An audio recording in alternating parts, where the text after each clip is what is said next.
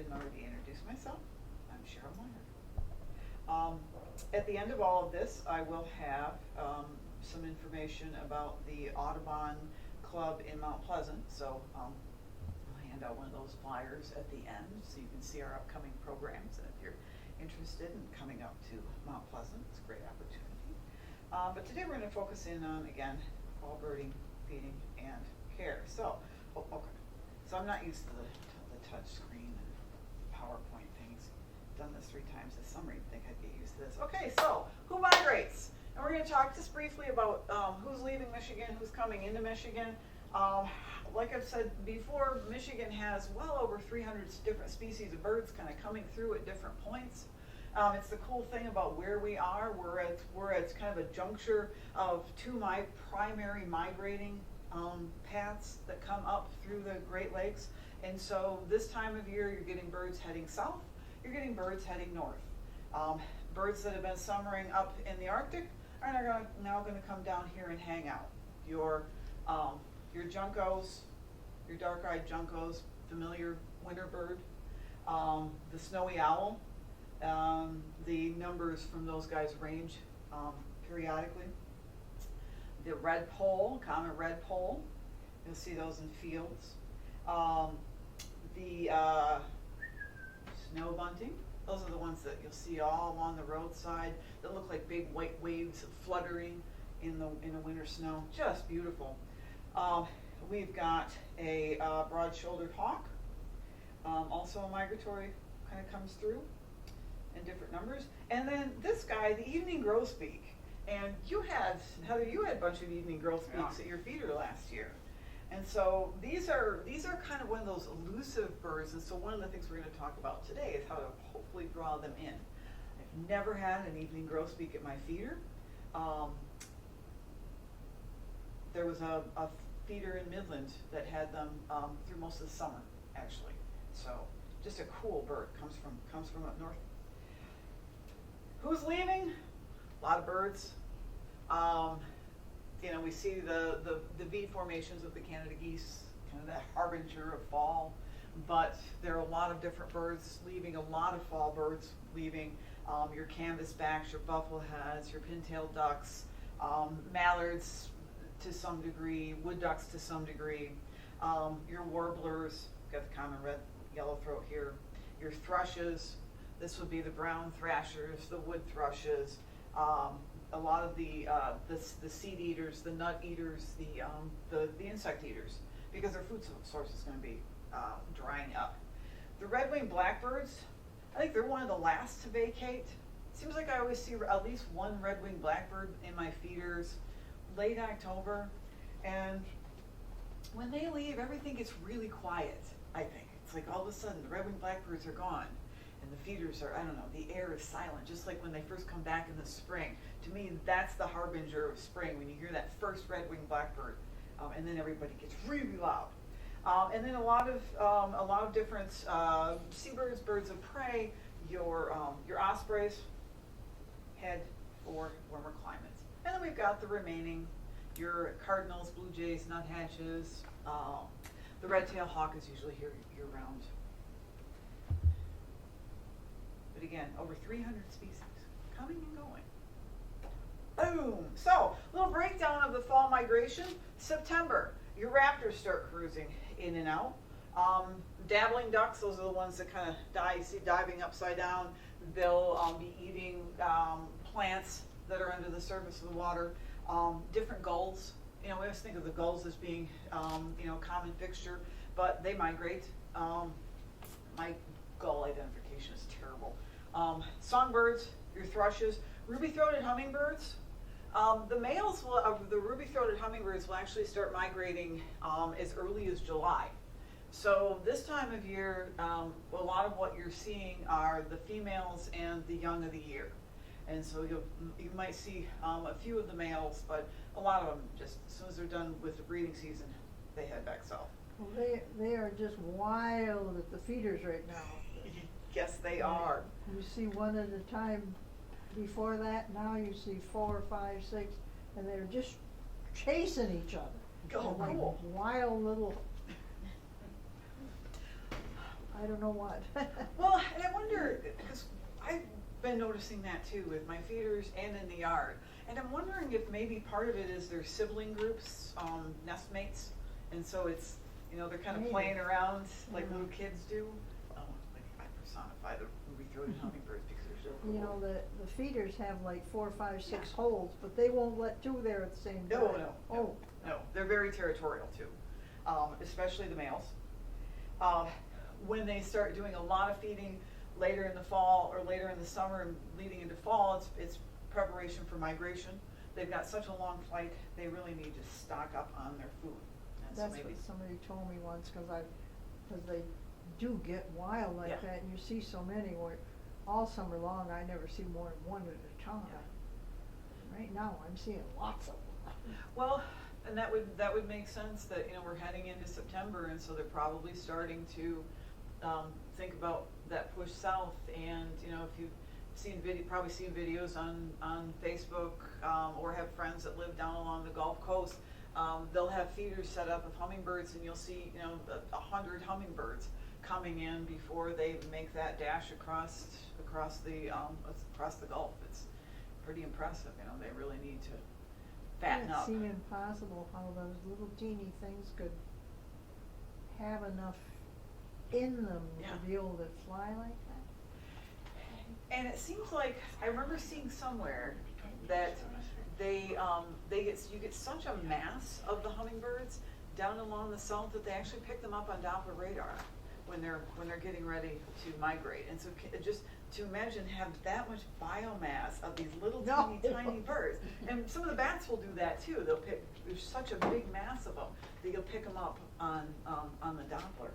So we don't get quite as many here, but still that's pretty cool. So heading into fall, you've got diving ducks, northern finches, sparrows, coming up from the north. We get a kind of a swamp over of the sparrows. You start seeing some of the white-throated sparrows, yellow-throated sparrows, or white-crowned yellow-throat. The common sparrows are here. Different northern finches. House finches are here typically year-round, but you'll start getting the red poles, the pine siskins, and again, following the food source. They spend most of their time up in Canada. November, your diving ducks are heading out. Sea ducks.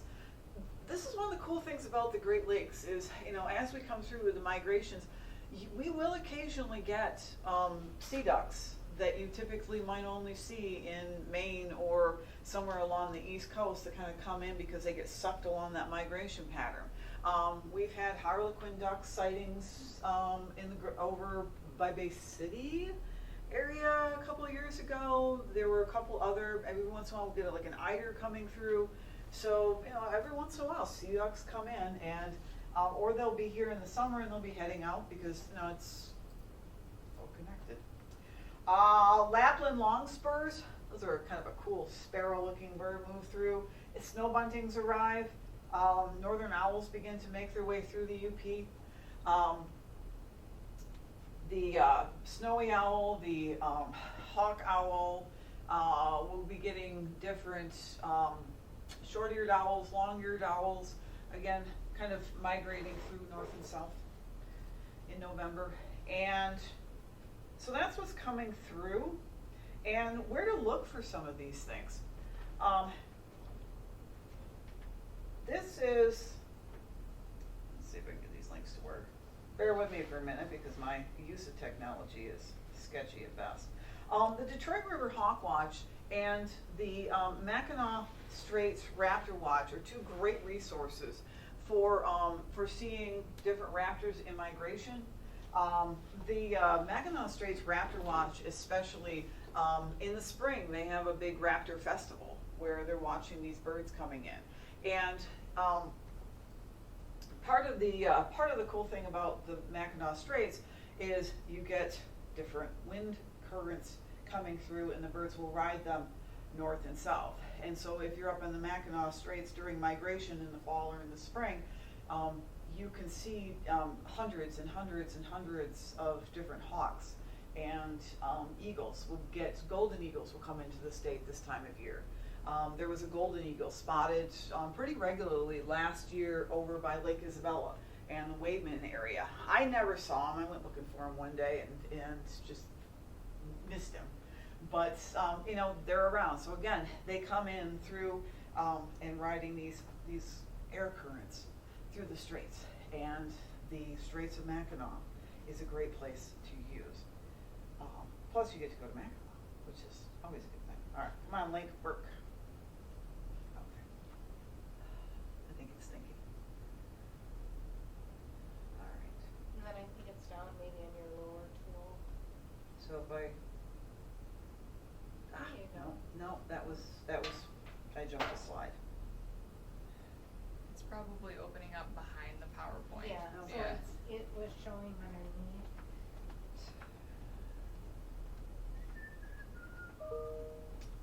All right. So how do I think they were down here. so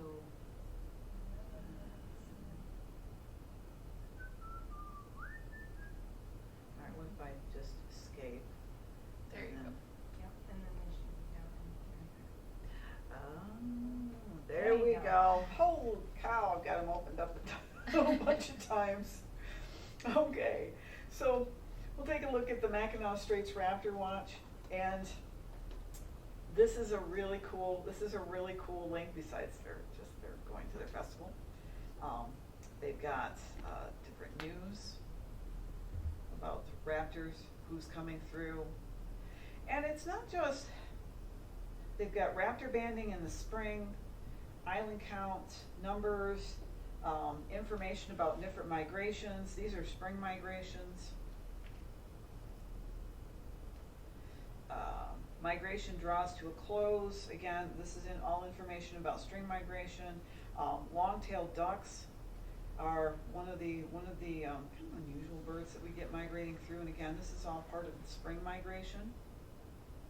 But they give you nice little updates. So one of the cool things about this site is if you're not familiar about who's migrating when, or what birds there are, or what the numbers are, or how many are going through, or what you could possibly see, look at some of their summaries.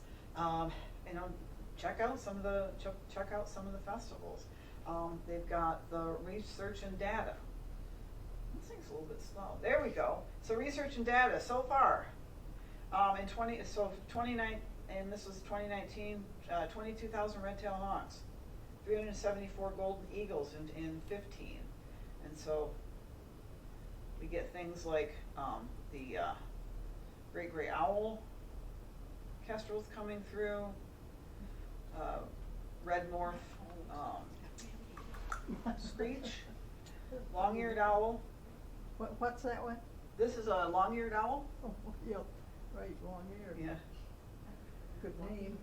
But there's a breakdown of the 2020, who they're finding: broad-shouldered hawks, bald eagles, turkey vultures, red-tailed hawks, peregrine falcons, Cooper's hawks, sharp-shinned hawks, golden eagles, harriers, kestrels, ospreys, and they give you all the different counts. And if you want to visit.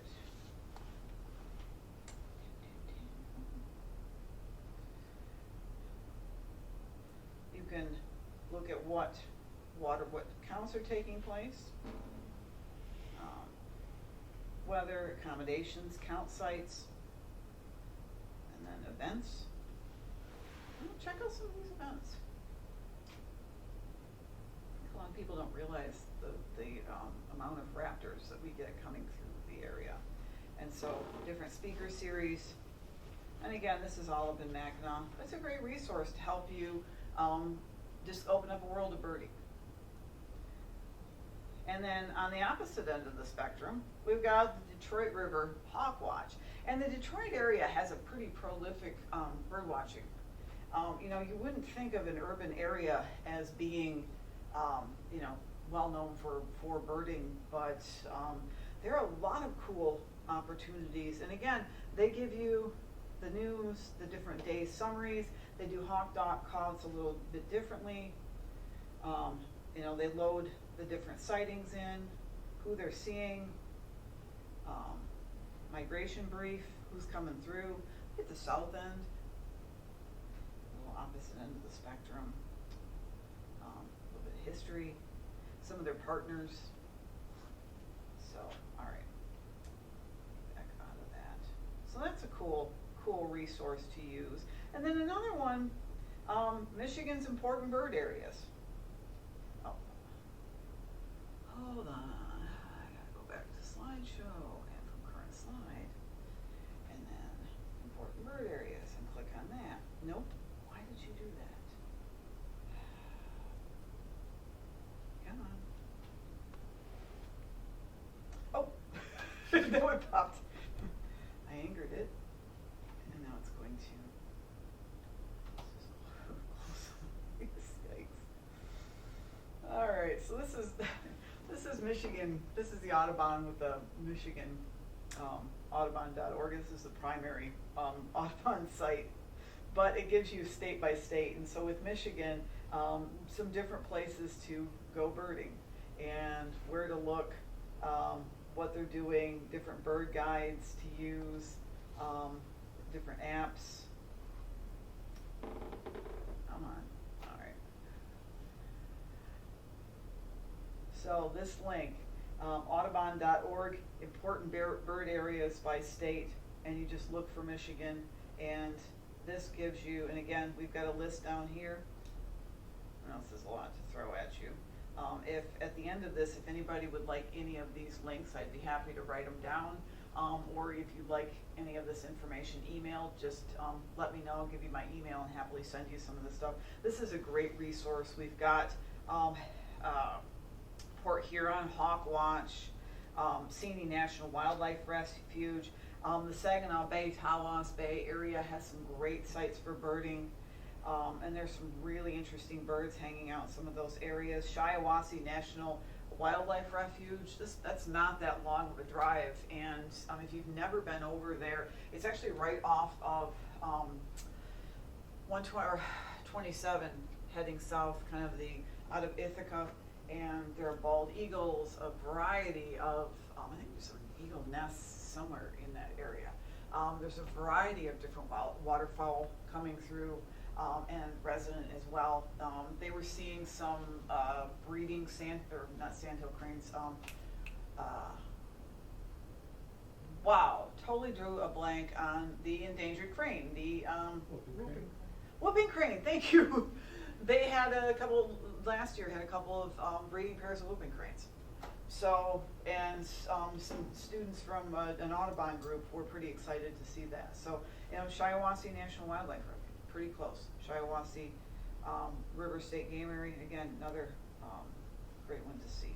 So, and there's 102 different sites on this, 102 different links that I'm not even going to try and go through right now because it would take us hours. So, I'd be happy to write down all of these resources. But if you want to get out and go birding, pull up a map, pull up a site, and head out. Download a couple of apps and just go. The fall is a great time to go birding too because the insects count tends to be lower, so you're not swatting bugs the whole time. The weather's a little bit cooler. Warblers are a little bit tough to identify this time of year because they're in their fall plumage and not quite as pronounced. But for seabirds, for different hawks, for the different owls, for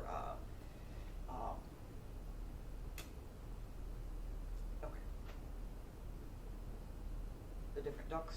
Again, cool stuff to go look for. Okay, and then Michigan's, and I'm not going to click on this, but I'll happily do this for you if you're interested. There's a Michigan Birdings Trail link as well, and so just Google in Michigan Birding Trails, and gives you a lot of outdoor options.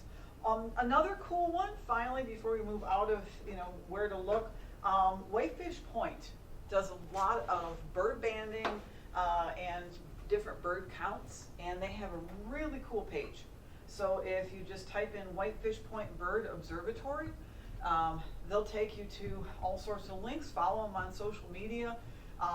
They will post when some of the first birds are coming through or who they're catching and banding. They do a lot of night captures of different owls, solid owls, great horns, screeches, they usually have an idea of when that very first snowy owl is coming through, because they get a lot of that stuff first. It's a cool site. So Whitefish Point, and you can visit up there as well.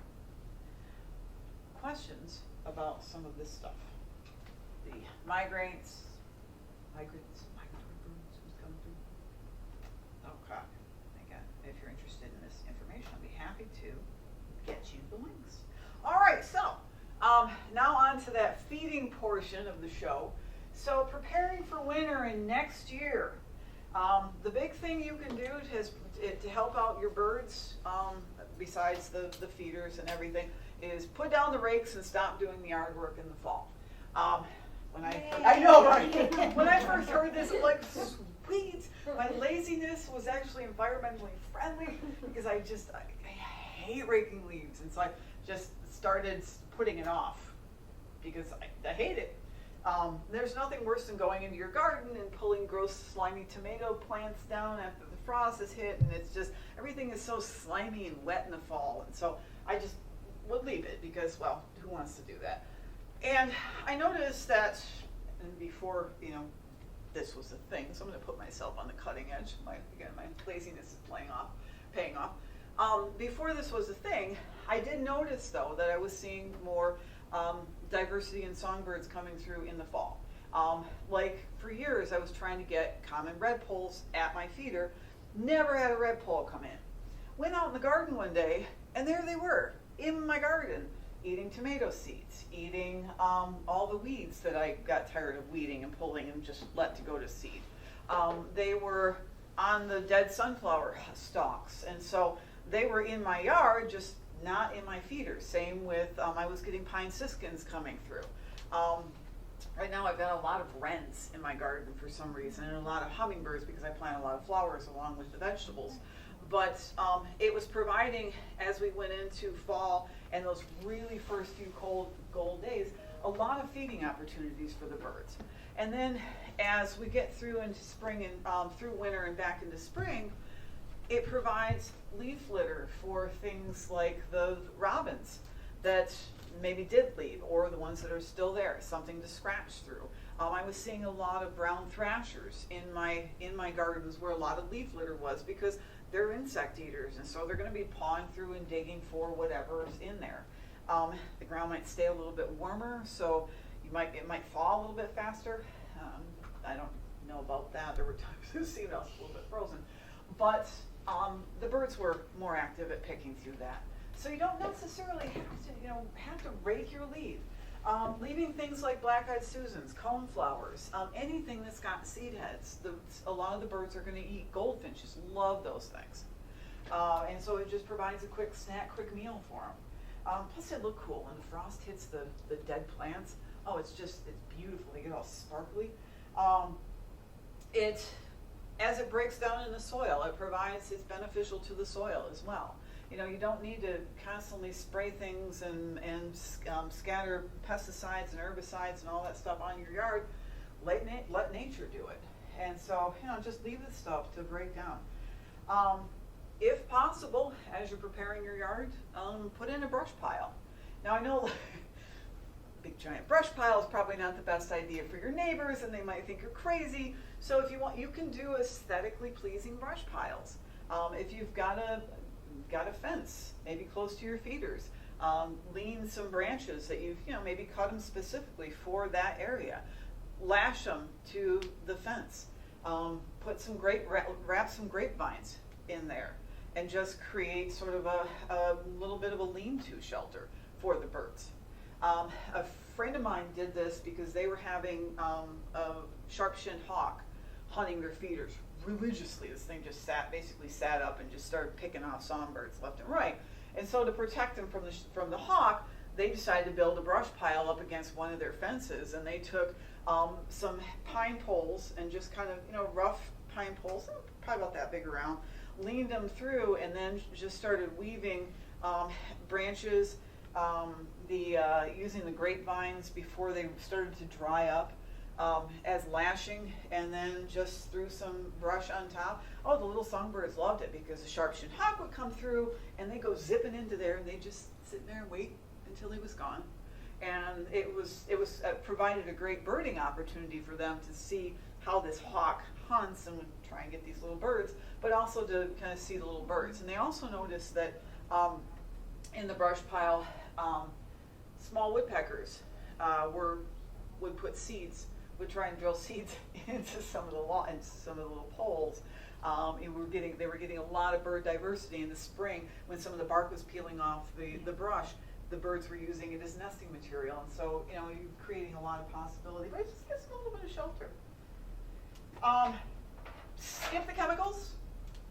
Grass clippings and mulch leaf litter provide more nutrition.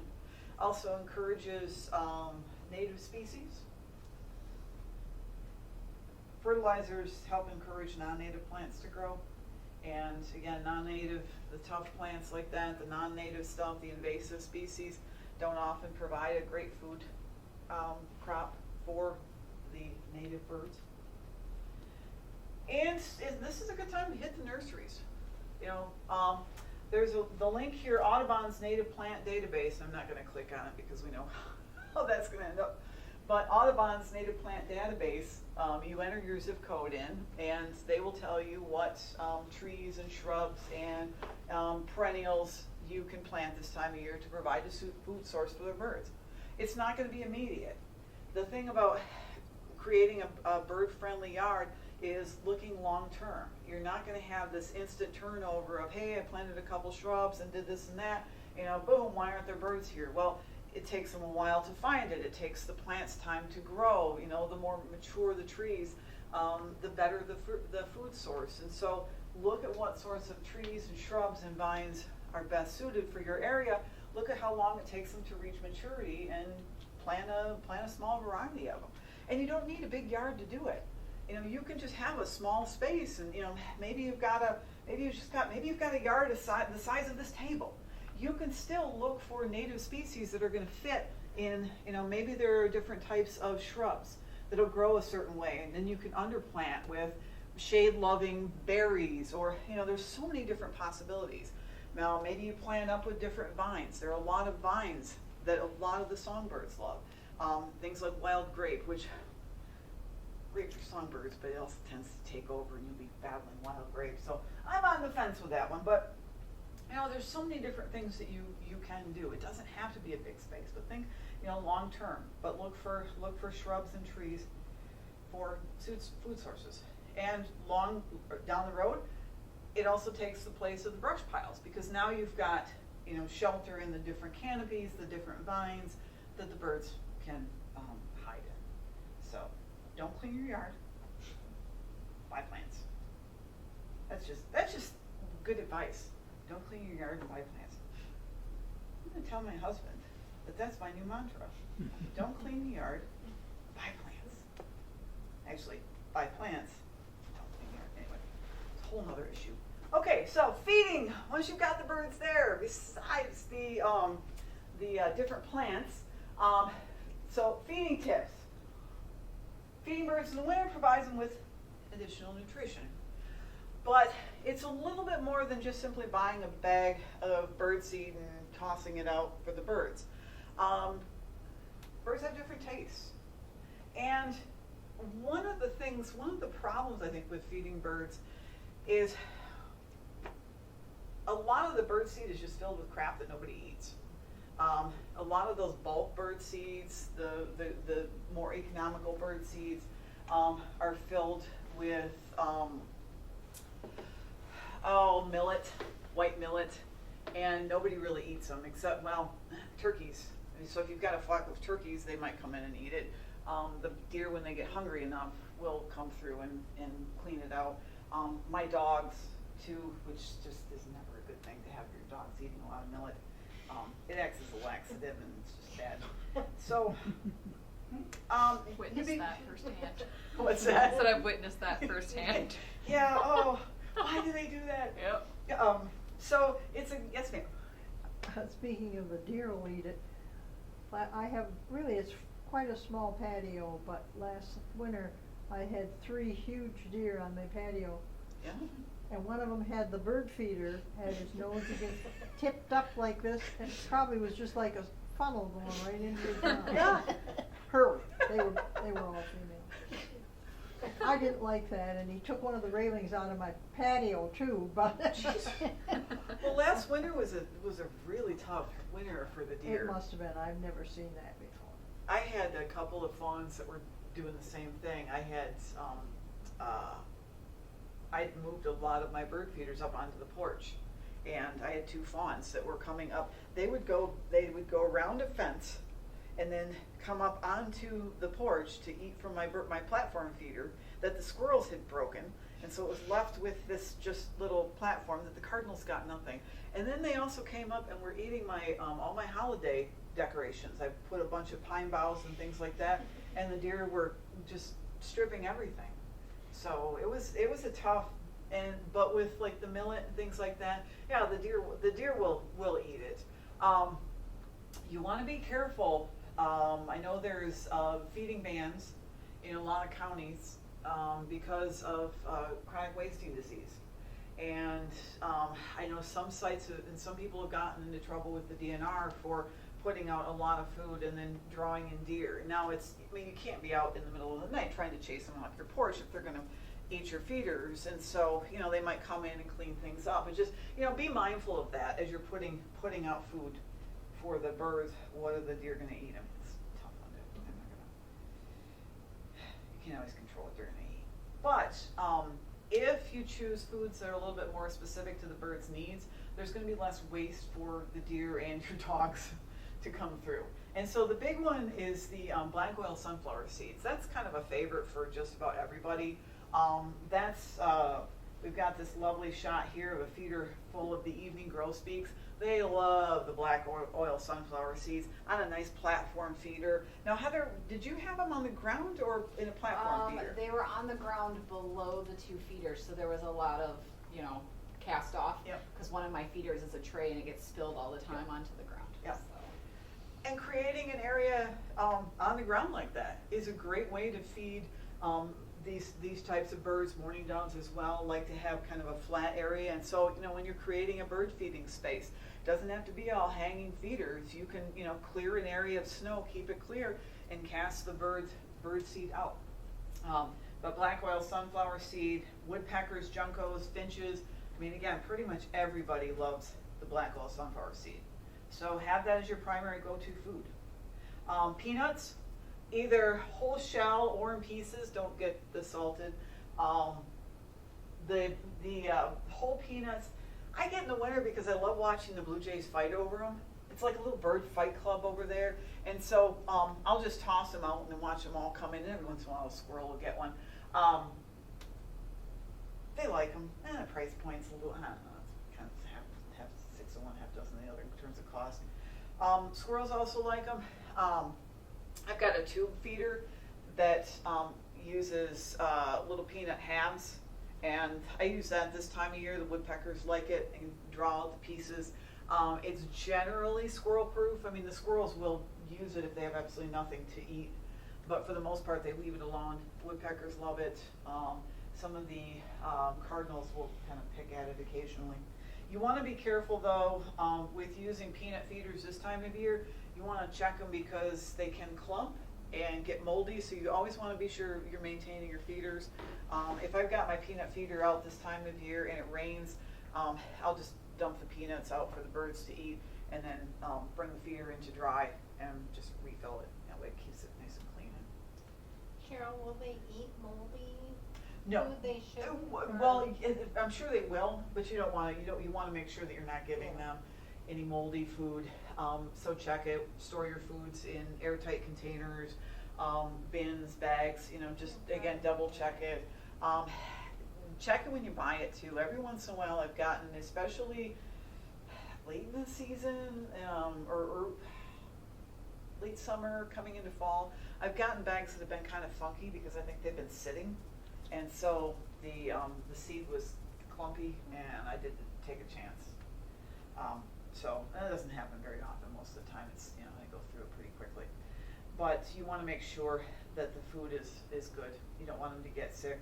They can get diseases, different diseases in the beaks. They can get there's an eye issue for some birds that's going around that's more related to bird concentration than what they're eating, but want to make sure that you keep everything kind of clean. And that actually works well into the point about the Niger thistle. So this is your finches, your pine siskins, and thistle feeders can get kind of clumpy and moldy, and so you want to be very careful of that. I like the sock. Most bird stores now sell the thistle in a sock. You can get more finches on the sock, and when the sock starts to look funky, I just throw them all out. Sometimes they break down anyway, but that way I'm not dealing with thistle feeders that are kind of weird and clumpy. I've had some thistle feeders that were so tight that they're almost impossible to clean, and I just, and again, ended up pitching them. So you want to keep them clean. But that brings in your finches, your siskins, your red poles. Cracked corn, mourning doves, squirrels, turkeys. And cracked corn is another one that goes in a lot of bulk birdseed mixes that not a lot of people eat, not a lot of birds eat. So, unless you've got a ton of mourning doves, cracked corn, keep it to a minimum. And then safflower seed is another one, cardinals and juncos, like those. And then suet provides either suet cakes or rendered beef fat. This time of year, I'm just using regular suet cakes that I get at the pet store. I like to use the orange flavored one because for some reason my Orioles they don't want the oranges right now. They like the orange flavored suet, and I still like to see the Orioles, so I put out the orange flavored. They're fine. They're nice. They get a little melty this time of year. In the winter, I switch to the beef fat. It's a little bit easier to store, just to keep it in the freezer. It holds up well, and for some reason the pileated woodpeckers love the beef fat as opposed to the suet cakes that you buy at the store.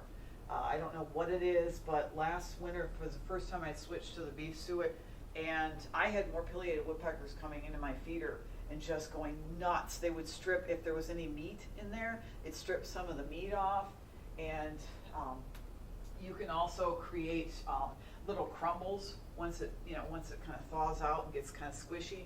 Break it up into little crumbles, refreeze it, and then throw it out for the bluebirds. Great resource for that. Questions about some of the food? Watch the time. Okay. Now, what to do about those poor fruit and insect eaters, like the robins and the bluebirds, and also cedar waxwings. Kind of a side note, as I was researching this, and when I Googled, what do robins eat in winter, I kept getting all these sites that talked about putting out things like cheese for the robins. And I'm thinking, What? well, yeah, really, cheese? And so then I'm Googling, well, what kind of cheese do robins like? It turns out that we have American robins and we have European robins. And I think in the back of my mind, I knew this, but when I was first doing the Google search, I completely forgot. And I'm thinking, why are robins eating cheese? And what kind? Are they Wisconsin robins? Are they Packer fans? And what kind of cheese? And no, it's not our robins. So don't put cheese out for our robins. But in all other forms of food, they do like the same things. So robins are not going to eat out of traditional feeders. They're not going to eat the bird seed that you put out. If you want to set up and have been seeing robins over the last couple winters, and you want to set up some feeding, the first thing to think about is, again, going back to the point about planting in the fall. Plant some small shrubs and trees to, down the road, provide food.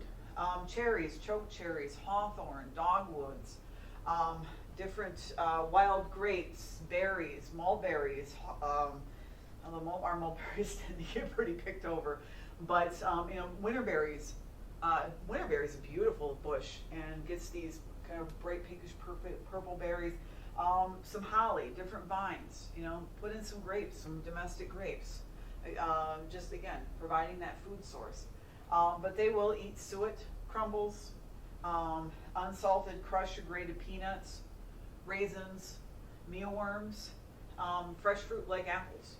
And so again, if it's really cold, you're going to be replacing these things periodically. But throw them out in a place where you're going to see them. They're not gonna find it right away, but they will find it. So if you've been seeing robins in your yard, clear a spot in the ground, set up a platform for them, and put these things out. You know, see what they like, see what works, and don't give up. I'm gonna try this winter because we always see robins. I've never really thought that much about them. I've just, you know, they're eating from the crab apples. They're on their own, but I want to see how hard they are to get to come into some food. So I'm gonna give a try the mealworms and some of the ground suet. See what happens. The best thing to do too is place it near, again, where you're seeing them in a tree, someplace that has shelter. Cedar waxwings will also visit the fruit that you put out for the robins. So if you're seeing a lot of cedar waxwings in your yard over the winter, this is another possibility. See, that's the thing. There's always somebody who's going to be eating these things. And bluebirds, the best foods to feed bluebirds in the winter: fruit, mealworms, whole sunflower seeds, peanut butter, and suet. Bluebirds will readily accept these 5 foods in the winter when insects are harder to find. The high calorie density of these foods helps them survive the harsh winter conditions. And that's from Bluebird Landlord. So set up a platform feeder or hanging bluebird feeder near a bluebird nesting box. So if you've got bluebirds nesting in your yard, if you're seeing them regularly, then put the food stations up where you see them. We've got bluebird nesting boxes quite a ways from the house, but I'm going to give it a try this winter. Throw some food out for them and see what happens. Probably the mealworms, because I think the raccoons and the other critters that might be roaming around are less likely to eat some of the mealworms. And provide them a little bit of shelter. Questions? Kind of looking forward to winter. All these ish. I'm ishy looking forward to winter to feed the different birds and to see what they have. Okay, so some tips for happy, healthy birds. Provide a clean water source. There are a lot of different plug-in bird baths. Things that will have like a trickling device, or that vibrate to keep the water clear. You can put out small dishes, have them freeze, dump the ice, just kind of swap them out if you want.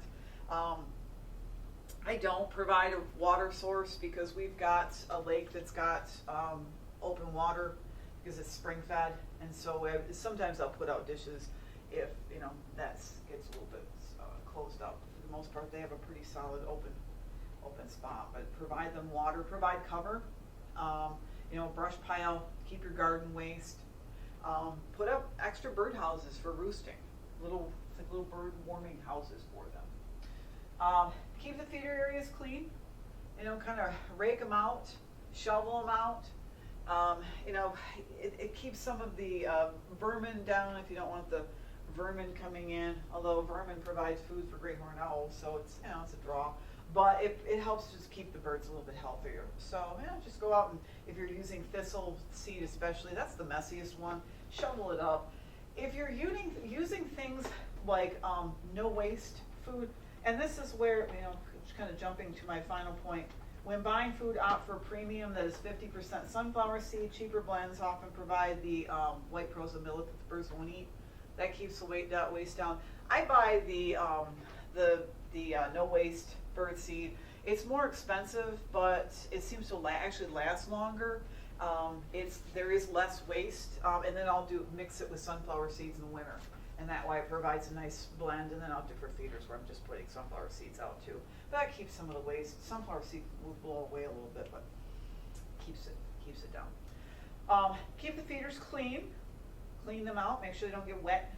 I think that's especially important in the fall as we're kind of switching over. Keep bird feeders a safe distance from the windows. Either less than 3 feet or greater than 30 feet. I break this one. My feeders are about 20 feet away from the house, and we do get quite a bit of bird kill. It's just where I happened to put the feeders before I learned that this was where you're supposed to put the feeders. So to compensate for that, it's not just my laziness, I don't clean the windows very often. The dog nose prints do seem to work really well with keeping some of the birds away. You can get those little stickers and decals and things like that to help, help the birds sort of see where they're going, just to help prevent some of the bird collision. And again, the 30 feet, is a lot of times dependent on yard space as well. So, put it at a safe distance if you're seeing birds hitting the house. And again, it is inevitable. You're going to get the occasional, but put up some stickers, decals. I've had some people have good luck with different ribbons, different reflective strings. Some people will use the holiday decorations that you put on the windows, just to kind of keep them from crashing. And then final thought, feeding birds in the fall and winter is a great way to learn about the birds in your area and their needs. Use the eBird app. If you have any questions about the eBird app after we're done here, I'll be happy to field any questions. It helps you, like with the golden wing warbler, helps the people studying these birds keep track, but it also helps you learn about the birds in your yard. And then you can modify your bird feeding according to who's actually there and eating. And then when you go to pick the different plants to plant, you can choose according to who's coming in or who you want to attract to your yard. And so next year when you start planting, maybe cutting down on some of the pesticide use to work in more bugs, and planting native species to, again, create more diversity. And plant native species is a way to boost the bird's diet and draw a variety of species and birds and mammals to your yard.